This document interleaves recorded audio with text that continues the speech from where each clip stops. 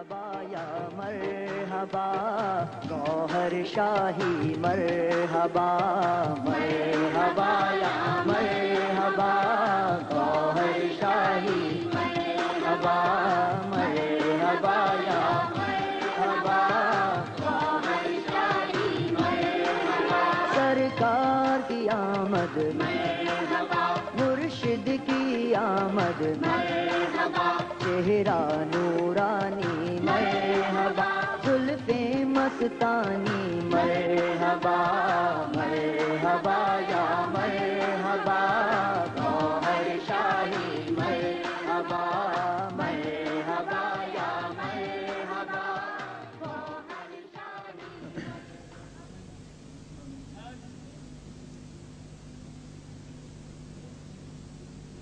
کئی جماعتیں علامہ اقبال کو برا کہتی ہیں اور شرابی بتاتے ہیں، جبکہ آپ کی انجمن کے لڑکے علامہ اقبال کو ولی اللہ کہتے ہیں۔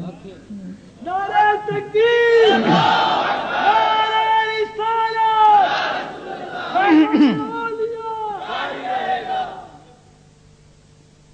یہ ایک واقعہ ہے، آپ چوتھی کلاس میں پڑھتے تھے،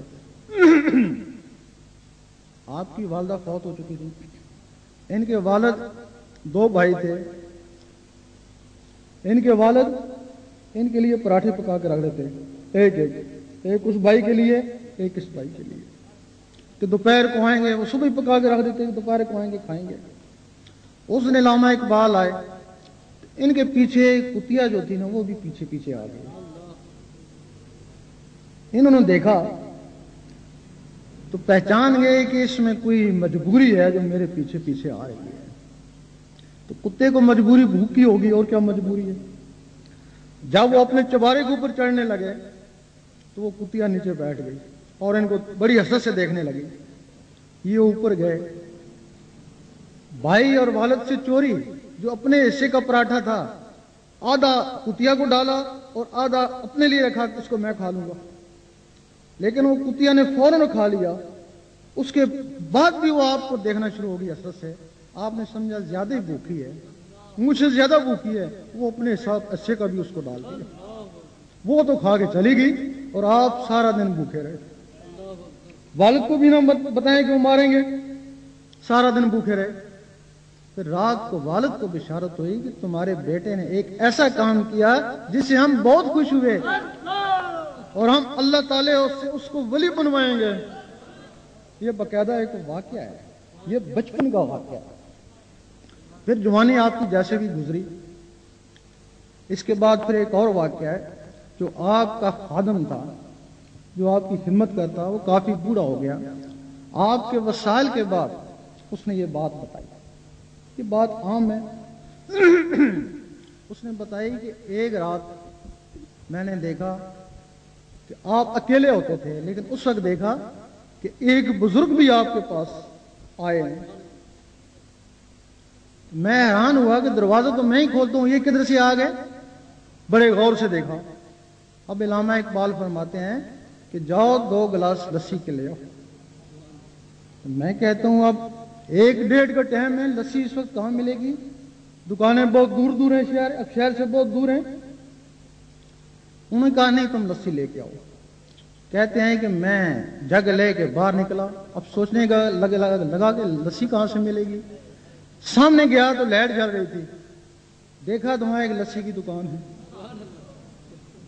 اب میں سوچنے لگا کہ ہاں روز آتا جاتا ہوں، یہاں دکان ہی نہیں تھی، یہ ایک دم دکان کیسے ہوگی، کوئی گاہک بھی نہیں۔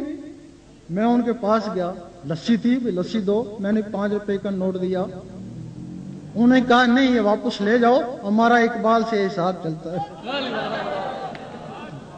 کہتے ہیں لسی دی، انہوں نے پی، وہ اندر باتیں کرتے رہے۔ اب میں اس طاق میں کہ وہ بزرگ باہر نکلیں گے تو ان کی قدم بوسی کروں گا، لیکن نہ میں نے دروازہ کھولا، نہ ہی مجھے ان بزرگ کا پتہ چلا کہ کب نکلے اور کب گئے۔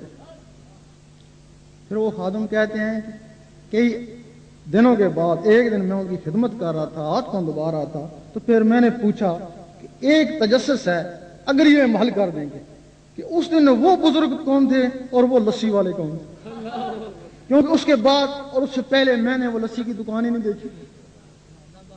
نہ بعد میں دیکھی نہ اس سے پہلے دیکھی، تو میرے دل میں یہی تجسس ہے، آپ مجھے یہی بتا دیں بس۔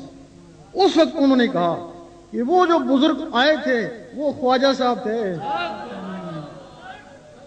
اور جب انہوں نے لسی کی فرمائش کری تو داتا صاحب نے لسی کی دکان لگا دی۔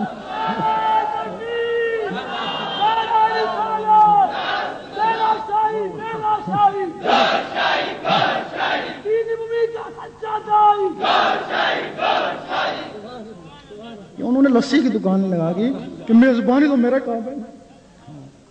یہ واقعات تو بڑے مشہور ہیں۔ ترہا سوال ہم تو ان کو ولی سمجھتے ہیں، ٹھیک ہے غوث کتبوں میں نہیں تھے، لیکن وہ نقبہ زنجبہ میں ضرور تھے۔